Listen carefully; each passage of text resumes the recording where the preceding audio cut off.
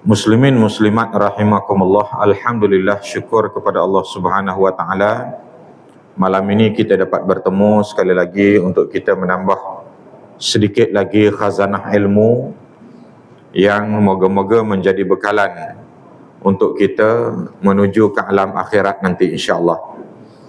Tuan-tuan dan puan-puan sekalian, dalam kuliah yang sebelum daripada ini kita telah pun menceritakan pembahagian hukum syariat itu, ataupun kita panggil sebagai qanun jinayah syar'iyah, dibahagikan kepada hudud, qisas, ta'zir dan juga diyat. Maka pada malam ini kita mulakan dengan bahagian yang pertama, iaitulah hudud. Dan hudud ini pula ada 7 kes.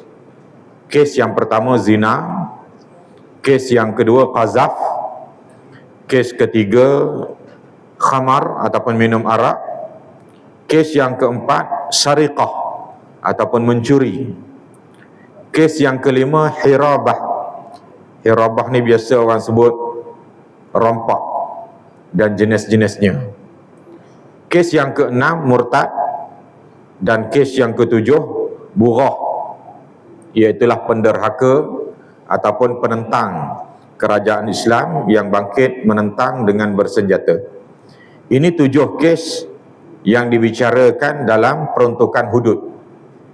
Maka malam ini kita baca peruntukan yang pertama ataupun kes yang pertama dalam peruntukan hudud ini, iaitu berkaitan dengan zina. Tak dan nak baca tu 2, 3, 4, 5, 6, 7 tu tak dan. Hak zina ni pun saya rasa malam ni tak habis ni. Kita kena sambung dalam kuliah yang akan datang.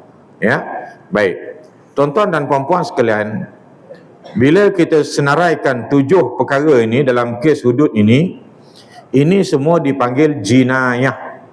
Bahasa Arab sebut jinayah, Melayu sebut jenayah. Asalnya bahasa Arab ji, sebab jim tu baris di bawah, ji baris ada 3, ja, ji, ju. Je tak tahu baris mana. Baris tepi agaknya, atas, bawah, depan, tepi satu lagi. Jenayah. Tak apalah, ya, tak dosa pun sebut jenayah tu. Cuma nak cerita bahasa lah. Jadi nama undang-undang ni qanun jinayah syar'iyah. Qanun maksudnya undang-undang. Jinayah, jinayah lah, jinayah. Syar'iyah maksudnya undang-undang ini sandaran dia hukum syarak. Hukum syarak ni sumber dia Al-Quran, hadis, ijma' dan qiyas, dengan berpandukan kepada huraian para ulama'. Kenapa dah ada Quran, ada hadis, tengok ulama' lagi? Sebab yang faham Quran, yang faham hadis ulama'. Kita tukang baca ya, kita reti baca. Tapi faham tak maksud Quran tu? Maksud hukum syarak yang diturunkan dalam Quran tu kita faham ke tak? Ya, ada yang kita faham, ada yang tak berapa jelas. Maka nakkan penjelasan, kita kena tengok pandangan orang-orang yang faham secara jelas. Mereka yang faham secara jelas ini ialah golongan ulama'. Maka kita tak boleh ketepikan pandangan ulama', khususnya ulama'-ulama' dalam mazhab-mazhab yang 4 itu. Tuan-tuan dan puan-puan sekalian, maka bab yang pertama ataupun fasal yang pertama dalam hudud ini ialah zina. Maka zina juga termasuk dalam kategori yang kita panggil sebagai jinayah. Kalau dalam undang-undang barat, zina tak termasuk jinayah. Dia panggil zina ni apa dia? Zina ni masalah moral. Masalah moral je zina ni. Kalau kita kata masalah akhlak lah, budak ni tak berakhlak ni, maknanya tak payahlah beria sangat, buat satu undang-undang, ya, nasihat-nasihat bagi kaunseling sudahlah. Sebab apa? Sebab mereka tidak pandang ia sebagai jenayah. Tetapi dalam Islam, zina adalah salah satu daripada jenayah yang besar, sehingga menyebabkan Allah Ta'ala tetapkan 2 jenis hukuman kepada orang yang berzina, dinyatakan dalam Al-Quran. Kenapa zina dikira jenayah?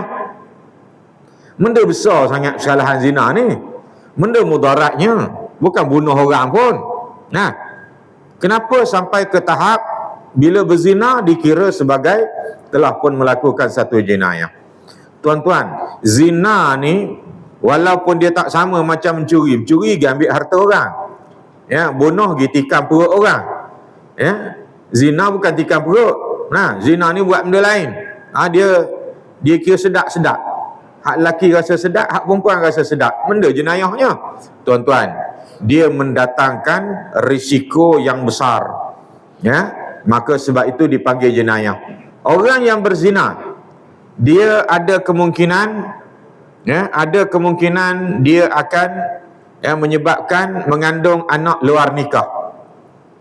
Ya, bila mengandung anak luar nikah, happy tak? Orang nikah setahun tak dapat anak, 2 tahun tak dapat anak. Nah, susah hati kawan ni. Lepas 5 tahun, bini dia telefon ke suami dia. Suami tengah kerja. Abang, awak mana? Klinik, dia kata. Buat benda? Cek perut. Lah, ngapa pula cek perut? Itulah rasa mulah je perut. Pergi cek-cek rupa-rupanya positif abang. Positif benda pula. COVID-19 ke? Bukan. Mengandung bang. Mengandung. Suami dia mesti gitu tak? Ke suami dia kata, mengandung je. Gitu ya? Orang lain pun mengandung. Benda kecohnya. Tak. Suami dia mesti happy. Pasal apa? 5 tahun tunggu anak. Nah, seronok tak dapat anak? Seronok. Nah, isteri seronok, suami pun seronok. Alangkah gembiranya pasangan suami isteri ini. Tapi orang yang berzina, pasangan zina dia telefon ke pak wah dia. Abang, buat apa? Lekat pula, dia kata. Happy tak? Alhamdulillah, tahniah lah. Tulis dalam Facebook. Jadi tak gitu? Tak, tuan-tuan. Susah hati. Yang laki susah hati, yang perempuan susah hati. Gi cari Tok Bomo, macam mana nak gugur. Kata dia Tok Bidan, kata kena makan nenah muda. Nah, macam-macam lah. Macam-macam cara nak menggugur. Nah, susah hati satu bab, lepas tu nak gugur budak. Lepas gugur, lempar pula depan rumah Tok Imam Haji Duni. Macam-macam kes. Lempar dalam longkang. Paling kejam, lempar dalam lubang tahi, flush. Ada kan kes kan? Gantung kat surau, pagar surau, buang dalam tong sampah.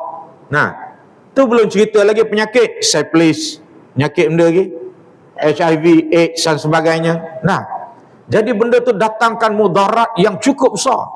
Pembunuhan, sampai ke tahap pembunuhan. Baru ni ada satu kes, seorang perempuan dibunuh oleh seorang lelaki. Ya, kerana apa? Kerana perempuan dan lelaki ini telah pun berzina dan perempuan itu telah pun mengandung.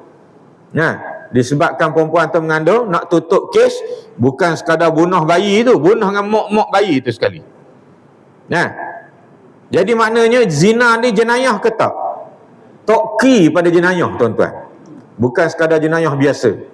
Maka sebab itu Islam letak nombor 1 ni antara jenayah, antara kes dalam hudud yang perlu ditangani dengan hudud ialah zina. Ya, zina termasuk dalam hudud. Baik. Habis mukaddimah dia. Ya, orang barat dia tak kira itu sebagai jenayah. Dia kata lah masalah moral je. Sebab tu barat banyak masalah. Wa man a'rada an dzikri fa inna lahu ma'isyatan dhanka. Allah sebut dalam Quran, siapa yang menolak peringatan kami, tak nak ikut hukum hakam kami, maka fa inna lahu, maka dia akan dapat ma'isyatan dhanka, kehidupan yang sempit. Nah, tolak hukum Allah, tak nak laksanakan hukum Allah, tolak pengharaman zina, dia nak zina juga, hidup dia sempit lah. Hidup dia akan sempit. Kalau lahir anak, katalah dia tak buang anak, dia bela molek. Jadi kes macam-macam, tuan-tuan. Ya, anak tu pula dia kira tak sayang ke anak tu, bem pula ke ayah dia. Anak pula perempuan. Bila anak tu besar besok nak nikah, siapa jadi tok wali? Lu fikir sendiri. Ada pula kes orang panggil benda keli makan anak. Arwan makan anak, dapat anak pula. Nak panggil benda, nak panggil ayah ke panggil toki? Ayah dia berzina dengan anak dia. Anak dia mengandung, dapat anak. Cucu ke anak? Rosak institusi keluarga, rosak. Ya, maka sebab tu Islam datangkan jalan penyelesaian, iaitu apa dia? An-nikah. Ya, perkahwinan. Nak boleh tak? Boleh. Jalan apa? Caranya ialah dengan bernikah. Nah, maka bila bernikah dapat anak, happy. Ya, seronok. Ya, anak pula boleh panggil ayahnya ayah. Taklah confuse nengok ayah ke toki, ayah ke toki. Nah, ayah hak ni mak, tak ada masalah. Anak tu nak kahwin besok, ayah dia boleh walikan ya anak dia. Jadi hidup aman dan tenteram. Tuan-tuan dan puan-puan sekalian, apa pengertian zina di sudut undang-undang Islam? Pertama, dia kata zina ialah persetubuhan yang dilakukan oleh seorang lelaki dengan seorang perempuan tanpa nikah yang sah mengikut hukum syarak, yakni bukan pasangan suami isteri, dan kedua-dua orang yang mukallaf, dan persetubuhan itu tidak termasuk dalam takrif wati' syubhah, yakni persetubuhan yang meragukan. Maknanya persetubuhan antara seorang lelaki dengan seorang perempuan yang bukan pasangan suami isteri, yang tidak diikat dengan akad pernikahan, ya, dan juga tidak termasuk dalam wati' syubhah. Kalau wati' syubhah dia bukan suami isteri, tetapi tidak dikira zina. Apa dia wati' syubhah ni? Wati' syubhah ni ialah persetubuhan yang meragukan. Dia ada dua keadaan. Yang pertama, bukan pasangan suami isteri, lampu padam, dia tak perasan, nengok ke body macam body bini dia dah. Okey, saiz betul dah, XS, betul dah. Tengok rambut, okey, betul dah. Larang gelak, cium-cium sikit, betul dah, bau ginilah dia ni. Bau daun pandan campur dengan apa, minyak goreng ikan, lebih kurang lah tu. Dia kira macam bini dia dah. Maka berlakulah persetubuhan. Si isteri pun menyangka begitu juga. Ini suami aku ni lah. Selesai buat kerja, tiba-tiba lampu menyala. Tengok bini orang. Sudahlah dah. Zina dah, dia tidak kira zina, tidak berdosa, ya, dipanggil wati' syubhah. Tak boleh dijatuhkan hukum hudud. Ini kita bicarakan tentang hukum hudud. Kalau nak bicarakan tentang hukum benda-benda lain tu lain cerita lah pula. Ya, baik. Ni kita cerita tentang hududnya, tak boleh dijatuhkan hukum hudud. Kes yang kedua memang suami isteri. Bersetubuh antara suami isteri, tetapi dia tak tahu rupanya pernikahan dia itu tidak sah. Dah berlangsung setahun dah dia menikah. Tak kira dah tu berapa banyak kali dia berjemaahnya, kita tak tahu dah tu. Maka lepas setahun baru dia tahu bahawasanya masa dia menikah hari tu dia pakai wali yang tak valid, bukan wali sebenar. Rojok Jabatan Agama cek balik, ini bukan ayah awak ni. Maka diisytiharkan perkahwinan itu tidak sah. Maka persetubuhan dia dalam masa setahun tadi macam mana cerita? Itu bukan zina, itu namanya wati' syubhah. Maka tak bolehlah kita nak tangkap dia. Oleh kerana awak nikah tak sah, maka kena bawalah ke mahkamah ni untuk didakwa, sebab awak telah pun berzina selama setahun. Tak boleh didakwa sebagai kes zina. Baik.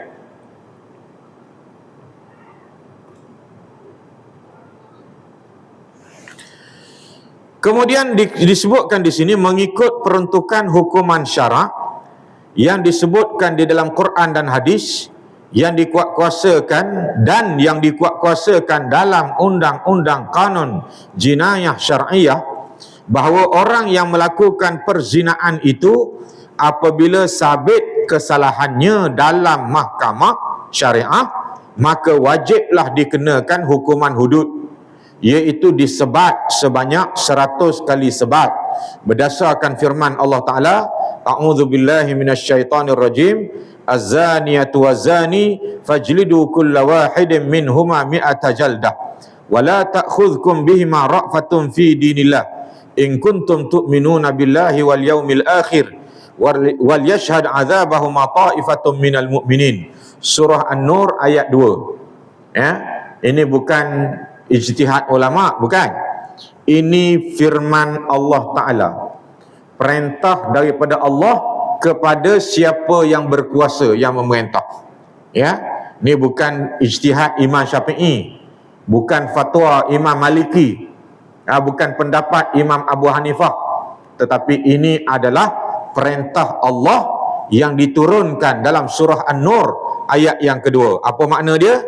Perempuan yang berzina dan lelaki yang berzina, hendaklah kamu sebat tiap-tiap seorang dari keduanya itu 100 kali sebat, dan janganlah kamu dipengaruhi oleh perasaan belas kasihan terhadap keduanya dalam menjalankan hukum Allah. Pertama, Allah tetapkan angkanya. Angkanya berapa, tuan-tuan? 100 kali sebatan.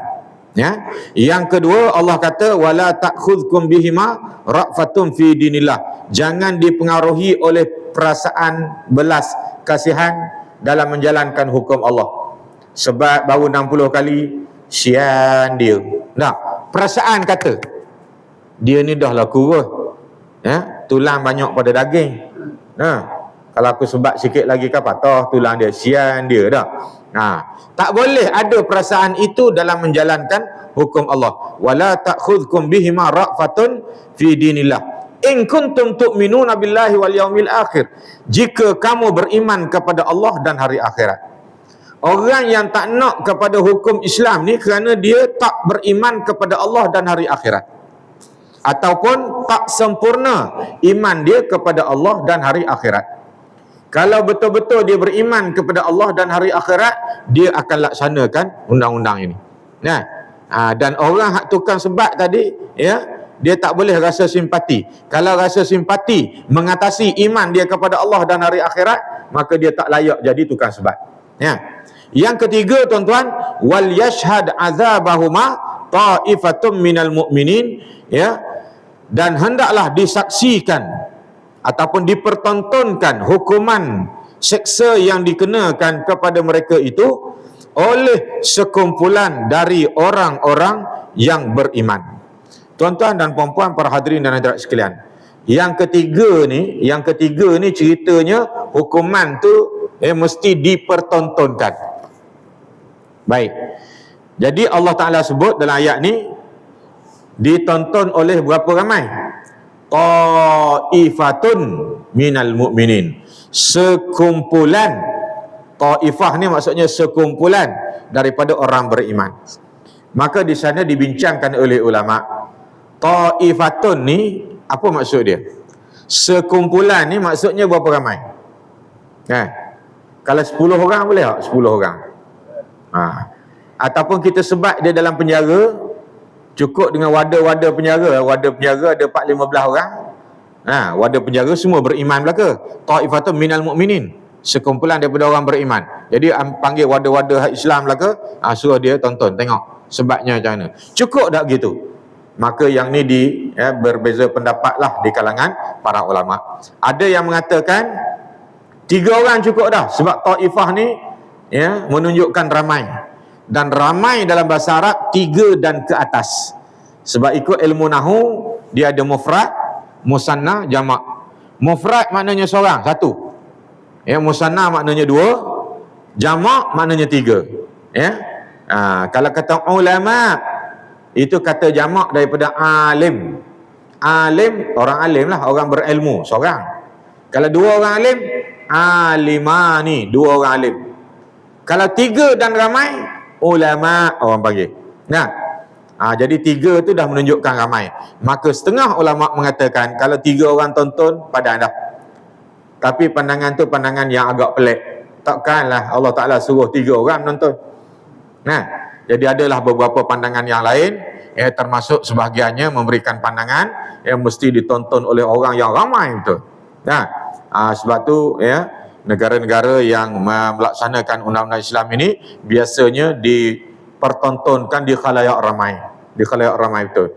Sama ada di tengah-tengah pasar tu, Kasari tu, ataupun di halaman masjid. Kalau di Arab Saudi dululah, saya tak tahu sekarang ni macam mana, bawah ban Salman ni wallahualam. Tapi kalau dulu masa saya bekerja di sana dulu, bila nak jalankan hukum syariat ni, hukum hudud ni, maka dijalankan biasanya pada hari Jumaat selepas orang selesai mengerjakan solat fardu Jumaat. Selesai sembahyang Jumaat, maka dilaksanakan. Orang tengah turun daripada masjid tu, orang pelengkong ramai, askar penjaga keliling, dilaksanakan di tengah-tengah orang ramai itu. Tujuannya apa? Nak bagi kesedaran kepada orang ramai. Hukuman yang dijatuhkan dalam penjara, orang ramai tak tahu apa pun. Dengar-dengar cerita, mati dah kawan tu. Mati dah. Kenapa? Dia jatuh hukum mati. Lah, bila mati? Hari tu kat mana? Dalam penjara lah. Orang tak ada kesedaran, tak ada keinsafan apa pun. Tapi kalau tengok pakat tonton belaka tuan-tuan, dia akan datangkan keinsafan. Baik. Ini dalil dia, ayat yang kedua surah An-Nur. Baik. Itu bagi kategori yang dipanggil sebagai ghairu muhsan, orang yang bujang ataupun orang yang belum berkahwin, ataupun dia dan kahwin, keknya tak dan jima', tiba-tiba dia berzina, maka ini kategori ghairu muhsan. Ghairu muhsan sebat 100 watan.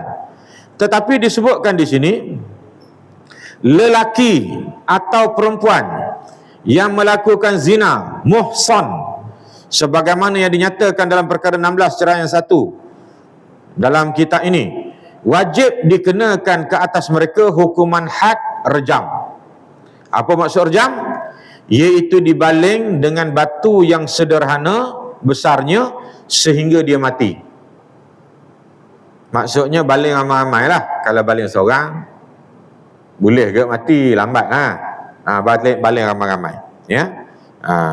Lelaki atau perempuan yang melakukan zina ghairu muhsan, sebagaimana yang dinyatakan dalam perkara 16 ceraian 2 di atas, wajib dikenakan ke atas mereka hukuman sebat 100 kali sebat dan buang negeri selama setahun.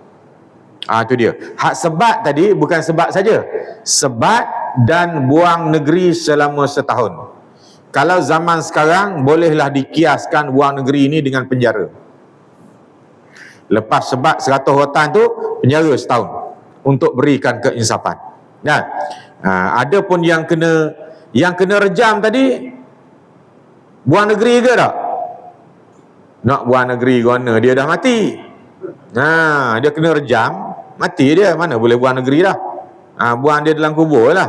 Bukan buang negeri. Baik.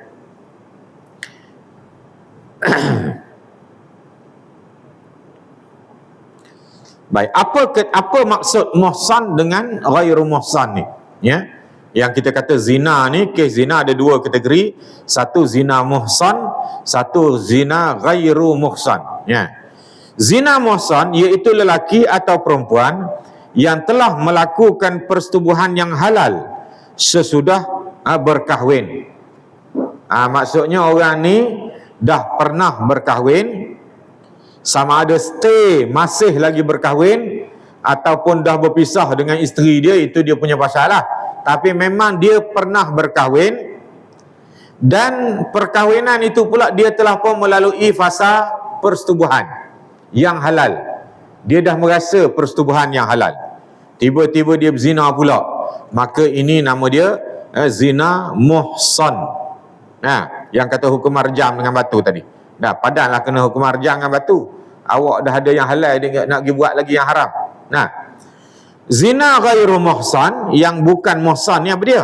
Iaitu lelaki atau perempuan yang belum pernah melakukan persetubuhan yang halal, yakni belum pernah berkahwin, anak dara dan juga anak teruna. Nah, itu ghairu muhsan. Baik, macam mana pula kalau kes zina, seorang muhsan, seorang ghairu muhsan? Yang laki muhsan, hak perempuan ghairu muhsan. Hak laki itu dah ada bini, dia pergi zina dengan anak dara. Atau sebaliknya, hak laki itu anak teruna, dia pergi zina dengan bini orang. Maka seorang muhsan, seorang ghairu muhsan. Nak buat macam mana? Maka dua-dua kes, dia satu kes, tapi dua orang ini dihukum dengan hukuman yang berbeza. Nah, yang muhsan tadi rejam dengan batu sampai mati, yang ghairu muhsan disebat 100 rotan dan dipenjara setahun ataupun dibuang negeri setahun. Baik. Kemudian dikatakan di sini, perzinaan yang boleh dituduh dan didakwa di bawah kesalahan zina muhsan ialah lelaki atau perempuan yang telah baligh. Syarat dia untuk dituduh di bawah kesalahan muhsan tadi, yang pertama, dia telah pun baligh.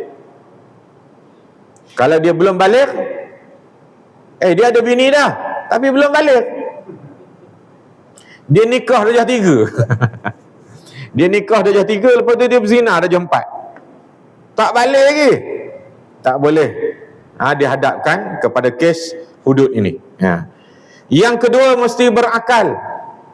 Dia ada bini, dah berakal, tetapi dah baligh tetapi tak berakal, gila, maka tak boleh juga dijatuhkan hukum hudud. Kemudian merdeka. Kalau dia hamba, tak boleh juga dihadapkan kes ini, kes muhsan ini. Dan telah berkahwin. Syarat yang seterusnya ialah telah berkahwin. Kalau belum berkahwin, maka tak ada lah. Tak dikira sebagai muhsan. Baik. Iaitu telah merasai kenikmatan persetubuhan secara halal. Jadi dah kahwin, merdeka, berakal, baligh. 4 syarat ini bolehlah dihadapkan kepada kes zina secara muhsan. Tak cukup 4 syarat ni, tak dikira sebagai muhsan. Kemudian perzinaan yang tidak cukup syarat-syarat yang disebutkan dalam ceraian 2 di atas tidak boleh dituduh dan didakwa di bawah kesalahan zina muhsan, tetapi mereka itu boleh dituduh dan didakwa di bawah kesalahan zina ghairu muhsan mengikut syarat-syarat yang dikehendaki oleh syarak. Macam merdeka tadi. Kalau dia tidak merdeka, dia hamba, boleh tak dijatuhkan hukum hudud? Boleh, tapi bukan kes muhsan. Dia kes ghairu muhsan. Dan hukuman dia adalah separuh daripada hukuman orang merdeka.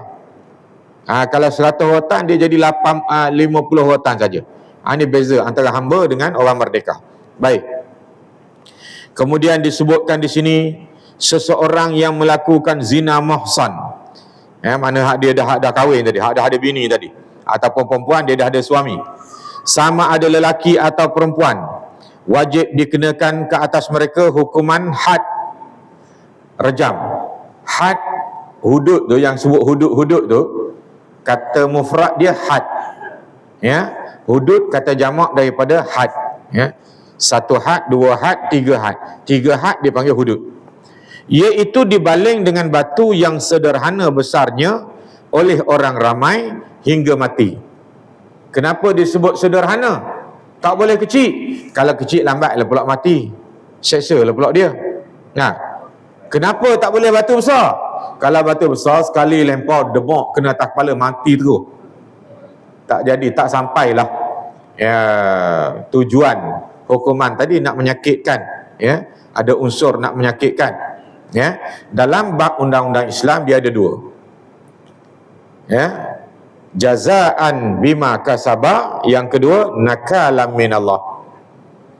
Ada orang kata hukuman hudud ni kejam, menyakitkan orang. Ada pula orang nak defend hudud pula, ada yang kata dah, hukum hudud ni tak sakit, hukum hudud ni sekadar nak apa? Nak mendidik saja. Sebenarnya tak, bukan gitu. Sebenarnya dua-dua ada. Nak menyakitkan pun ya, nak mendidik pun dia. Nah, kadang-kadang kita defend tu tak kena cara. Orang hentam hudud, orang kata hudud ni kejam, menyeksa orang dan sebagainya. Lalu kita nak defend. Kita defend dengan cara yang tak betul. Kita kata tak, kalau kata sebat tu tak sakit, sebat tu gitu je, peh. Tuan-tuan, kalau peh tu bukan hukuman. Ada pula orang cadangkan supaya letak buku celah tiap. Tak buku tu sebab peh. Itu bukan hukuman je tu. Orang hak kena hukum dia tala lagi belakang dia. Sebatlah lagi dia kata. Pasal apa tak sakit? Sebat tu sakit. Sebab apa? Jazaan bima kasabah. Ya. Jazaan bima kasabah. Sebagai hukuman, balasan terhadap kejahatan yang dia buat. Kita watang budak pun budak tu sakit Ustaz, sakit tak? Takkanlah orang zina nak peh gitu saja. Tetapi dia tidak melampau. Tidaklah sampai naik atas belakang, atas kepala. Hayo, yang. Pusing 4-5 kali yang berjalur dah, berlongkang tengah punggung tu. Dia tidak begitu. Ya. Dia hukuman yang sederhana, tak terlalu ringan dan tidak terlalu mencederakan. Soal pendidikan, ya, dia ada pendidikan, pengajaran. Sebab tu dia suruh dipertontonkan kepada orang ramai. Jadi dua-dua tu ada unsur menyakitkan dan unsur mendidik. Dua-dua tu ada. Baik.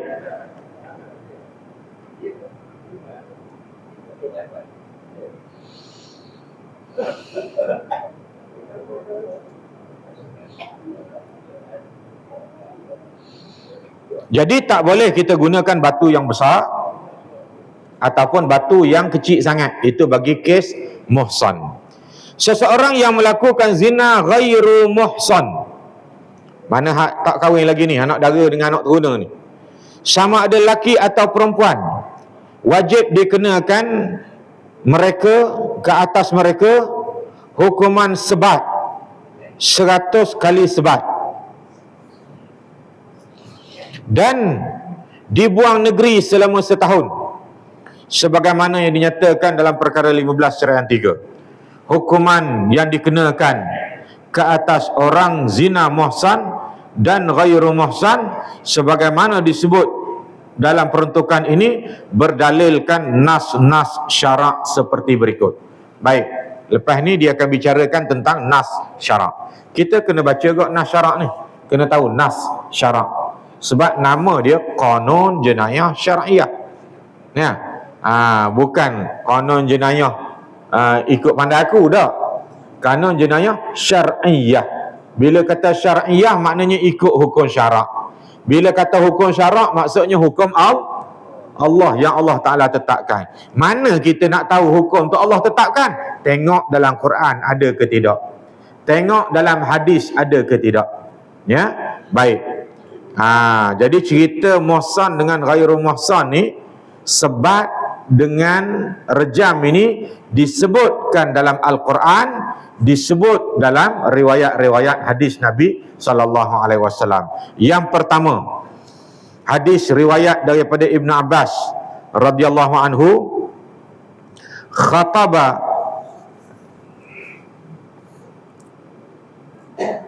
khataba Umar faqala Inna Allah Ta'ala ba'atha Muhammadan sallallahu alaihi wasallam bil haqq wa anzala alaihi al-kitab fakana fima anzala alaihi ayatul rajmi. Baik, Umar sebut dalam khutbah dia, dia kata, dia bila sebut khutbah ni bahasa Arab ni maknanya ucapan. Sama ada khutbah tu khutbah Jumaat ataupun kuliah maghrib ataupun ceramah biasa, Arab panggil khutbah lah. Jadi satu hari Saidina Umar ni dia berkhutbah, dia kata apa?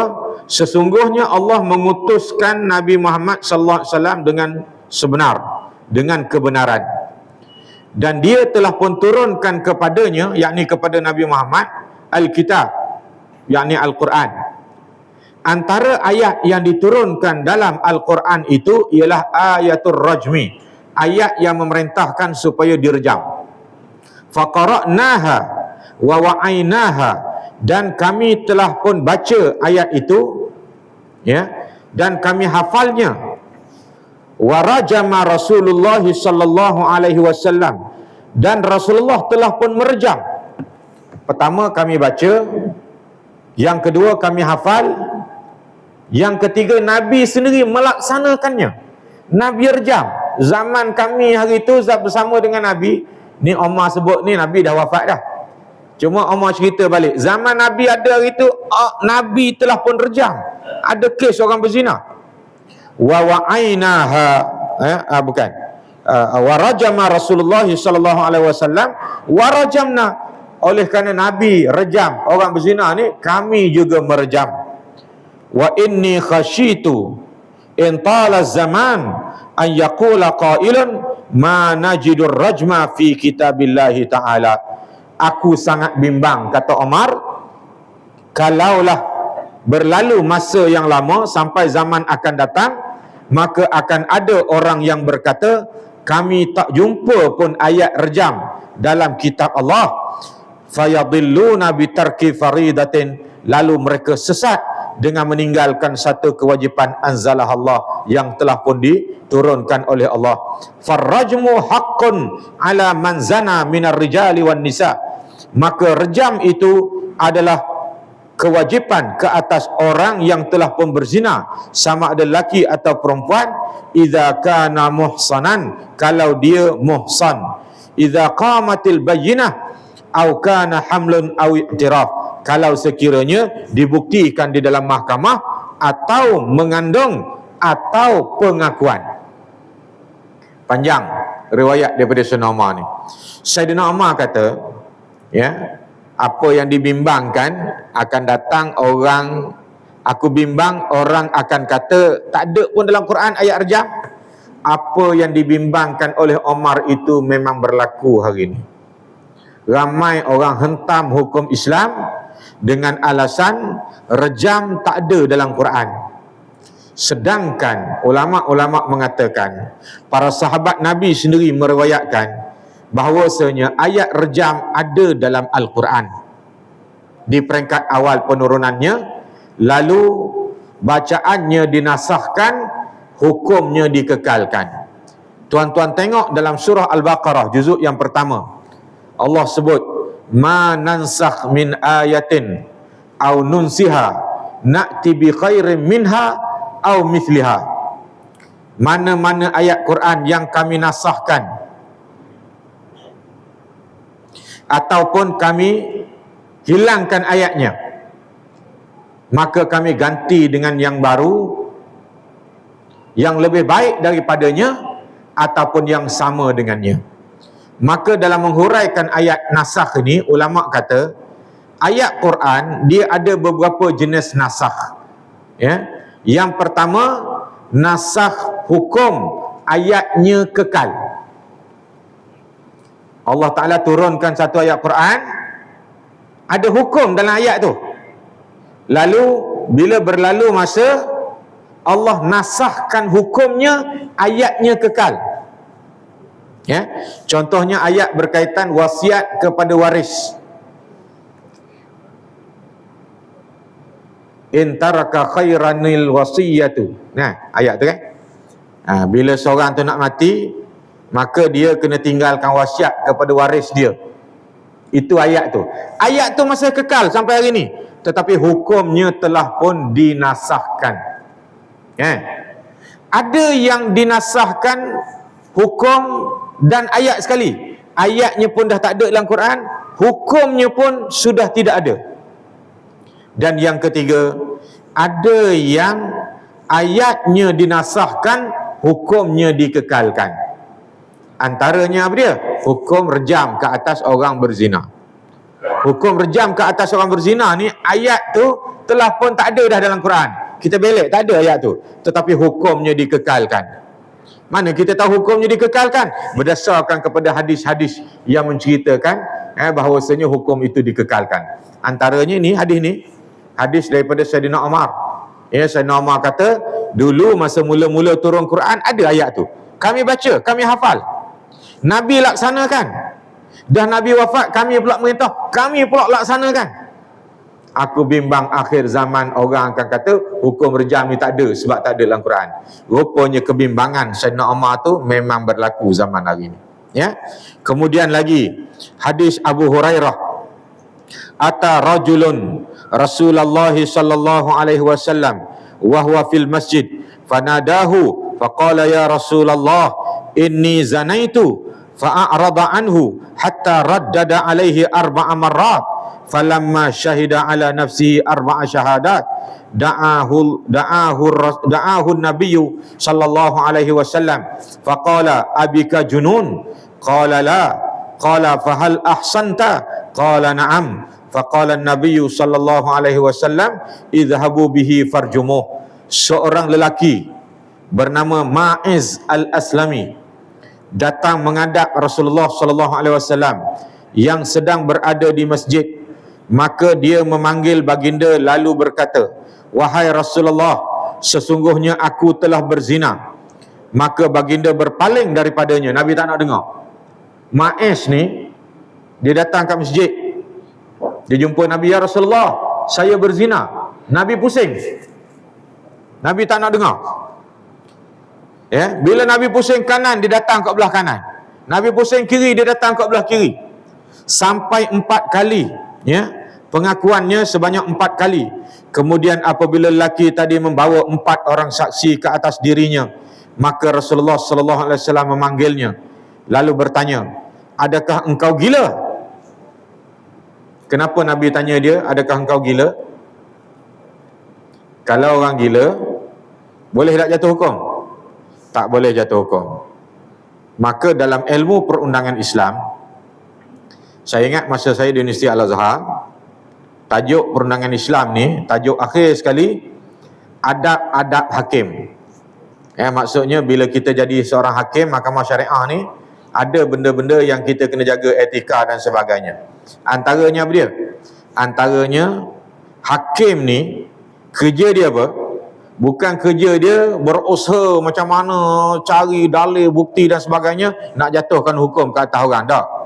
Sebenarnya hakim kerja dia cari karenah, cari alasan untuk tidak menjatuhkan hukum. Selagi ada keraguan munasabah, maka ambillah keraguan itu untuk tidak menjatuhkan hukum. Tu cerita hakim. Jadi bila laksana undang-undang Islam, bukan maksudnya asal laksana undang-undang Islam je, oh hakim sebab 100, rejam, bunuh, pancung. Dah. Hakim dia kena teliti betul-betul. Cari kalau ada alasan untuk digunakan sebagai alasan untuk mengelak daripada orang ni kena hukum, guna benda tu. Maka sebab tu Nabi SAW tanya, abika junun, adakah engkau ada penyakit gila? Nak ngelak daripada dijatuhkan hukum. Dan yang pertama tadi kan Nabi pusing-pusing tu, Nabi tak nak dengar. Sepatutnya bila dia berzina, dia tak payah pergi jumpa Nabi, dia bertaubat sudah. Dia duduk di rumah dia seorang-seorang, dia bertaubat sudah. Sebab apa? Dalam undang-undang Islam, pengetahuan hakim tak boleh dijadikan alasan ataupun cara untuk jatuhkan satu-satu hukum. Hakim tahu jiran dia berzina, hari esok dia buat keputusan dalam mahkamah, tak boleh. Sehingga kes itu dibawa ke mahkamah, depan dia didakwa orang itu, dibuktikan bersalah, baru dia boleh jatuhkan hukuman. Katalah dalam perjalanan hakim nak pergi mahkamah, dia nampak tepi jalan ada orang berzina.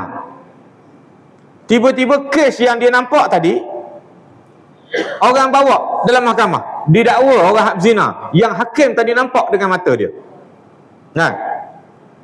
Lalu orang yang nak mendakwa orang yang berzina tadi, dia tak cukup saksi. Patut 4 saksi, dia bawa 3 saksi je. Hakim boleh tak jatuh hukum? Ikut pengetahuan hakim, hakim tahu, hakim nampak. Masa tengah jalan tadi dia nampak, memang ya betul orang tu berzina. Boleh dua-dua orang nampak pergi jalan. Walaupun hakim tahu orang itu bersalah, tetapi dia tak boleh putuskan sesuatu hukuman berdasarkan pengetahuan dia di luar daripada mahkamah. Dia kena putuskan hukuman berdasarkan hujah yang diberikan oleh pihak pendakwaan.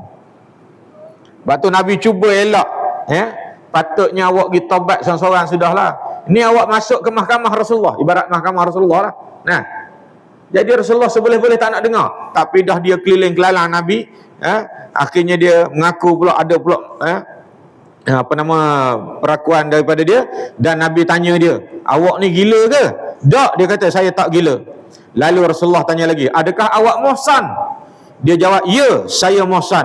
Lalu Nabi bersabda kepada sahabat-sahabat, pergilah kamu sekalian, rejamlah dia.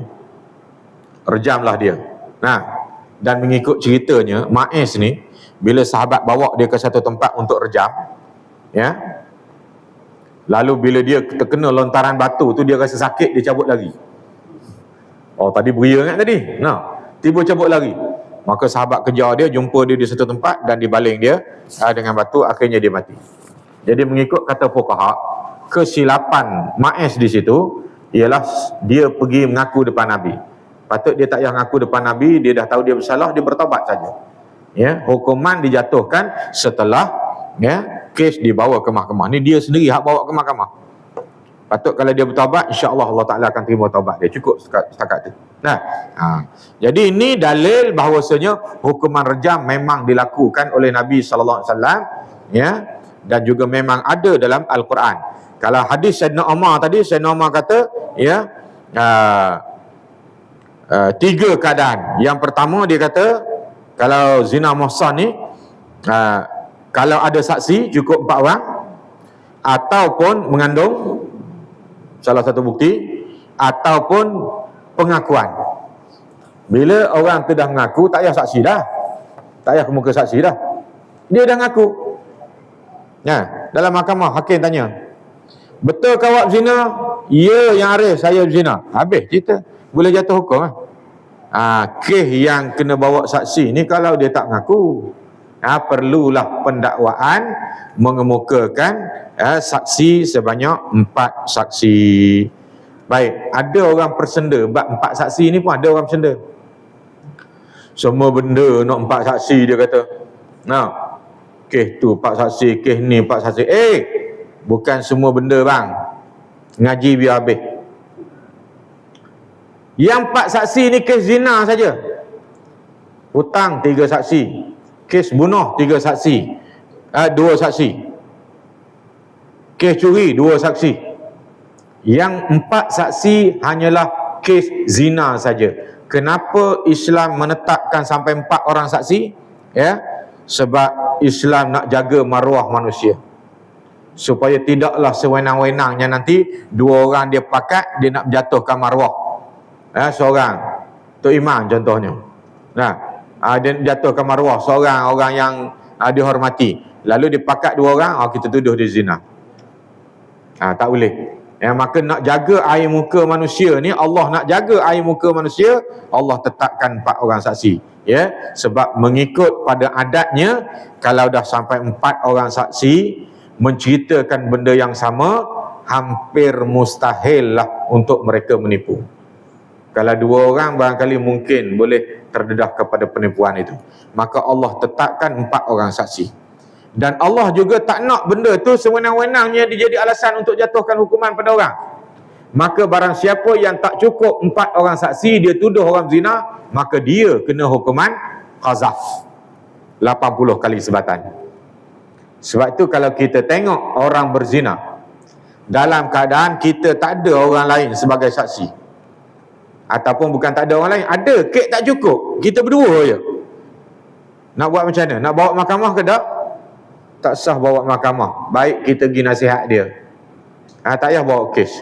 Kalau ada 4 orang baru boleh bawa kes. Kalau 3 orang tak boleh bawa kes. Kalau bawa kes juga kita kena 80 kali sebatan. Sebab Islam nak jaga maruah manusia. Ya, maka Islam ajar caranya macam mana? Caranya kita pergi nasihat dia, kaunseling dia. Tak berani nak nasihat cara berdepan, tulis mesej. Tulis surat. Tak berani nak tulis nama sendiri, tulis surat layang. Boh nama Haji Duni. Haji juga kena ya. Baik. Contohlah tu ya. Cukup lah. Banyak lagi dalil ni. Dia banyak dalil sini ya. Ya, khuzu anni ni hadis-hadis Nabi sallallahu alaihi wasallam yang menceritakan sahnya ya, undang-undang hudud berkaitan dengan zina ni memang dikira sebagai salah satu daripada hukum yang ditetapkan oleh syarak berdasarkan kepada hadis, berdasarkan ayat Al-Quran yang telah pun dipaparkan di sini. Jadi cukuplah ya untuk kali ini.